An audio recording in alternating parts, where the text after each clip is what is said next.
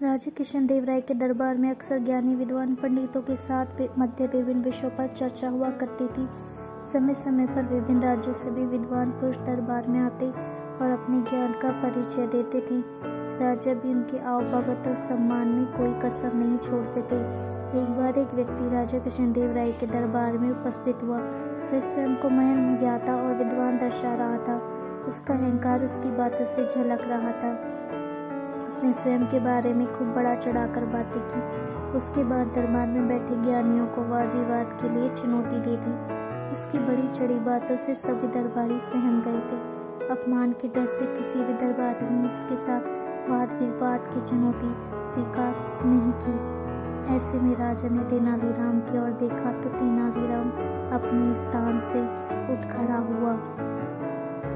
वह विद्वान को प्रणाम करते हुए बोला, महाशय, मैं आपके साथ वाद विवाद के लिए तैयार हूँ। कल ठीक इसी समय मैं आपसे राज दरबार में भेंट करता हूँ। अगले दिन पूरा राज दरबार भरा हुआ था। विद्वान पुरुष अपने स्थान पर पहले ही पहुँच चुका था। बस सबको तेनालीराम की प्रतीक्षा थी।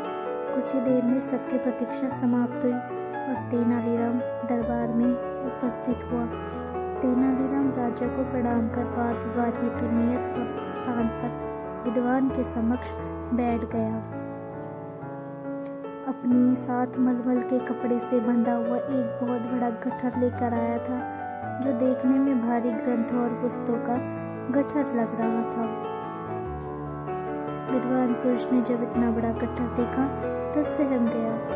इधर राजा कृष्णदेव राय तेनाली के हाव भाव देखकर आश्वस्त थे कि अवश्य ही तेनालीराम किसी योजना के साथ उपस्थित हुआ है। उन्होंने वाद विवाद प्रारंभ करने का आदेश दिया। आदेश पाते ही तेनालीराम विद्वान से बोला, महाशय, आपके ज्ञान और विद्वता के बारे में मैंने बहुत कुछ सुना है, इसलिए मैं ये महान पुस्तक लेकर आया हूँ। आइए इस पुस्तक में लिखित विषयों पर वाद विवाद करें। पुस्तक देख पहले से ही सहमे विद्वान पुरुष ने पूछा, क्या मैं इस महान पुस्तक का नाम जान सकता हूँ? अवश्य, इस पुस्तक का नाम है तिलक्षता महिषाबंधन। तेनालीराम बोला। पुस्तक का नाम सुनकर विद्वान पुरुष घबरा गया। उसने पहले कभी उस पुस्तक का नाम नहीं सुना था।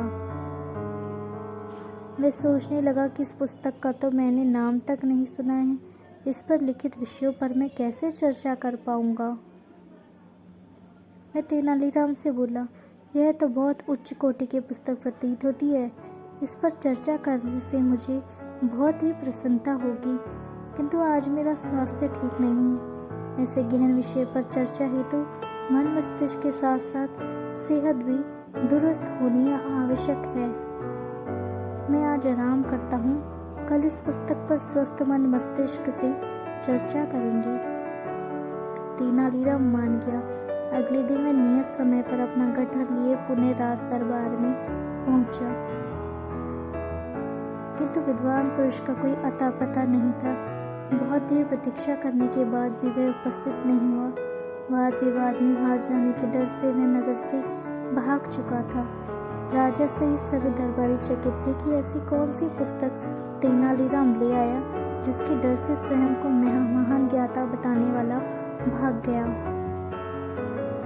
राजा ने पूछा, तेनाली, बताओ तो सही कौन सी महान पुस्तक है? मैंने भी आज से पहले कभी इस पुस्तक का नाम नहीं सुना है। तेनालीराम मुस्कुराते हुए बोला, महाराज, यह कोई महान पुस्तक नहीं है। मैंने इसका नाम तिलक्षता महिषाबंधन तक दिया है। इसका अर्थ तो बताओ तेनाली। राजा बोले, महाराज, तिलक्षता का अर्थ है शीशम की सूखी लकड़ियां। महिषाबंधन का अर्थ है भैंसों को बांधने की रस्सी। इस गट्ठर में वास्तव में शीशम की सूखी लकड़ियां हैं, जो भैंसों को बांधने वाली रस्सी से बंधी हुई हैं।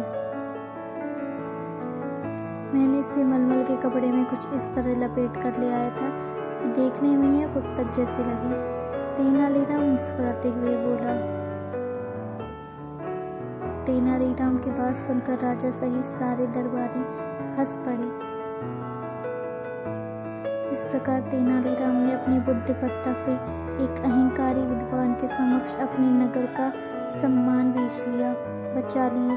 राजा ने प्रसन्न होकर तेनालीराम को ढेरों उपहार दिए। दोस्तों, अगर आपको ये कहानी अच्छी लगी हो तो चैनल को लाइक और सब्सक्राइब कीजिएगा, ताकि आपको इसी तरह की और interesting stories time to time मिलती रहे। And thank you so much for watching. Thank you once again.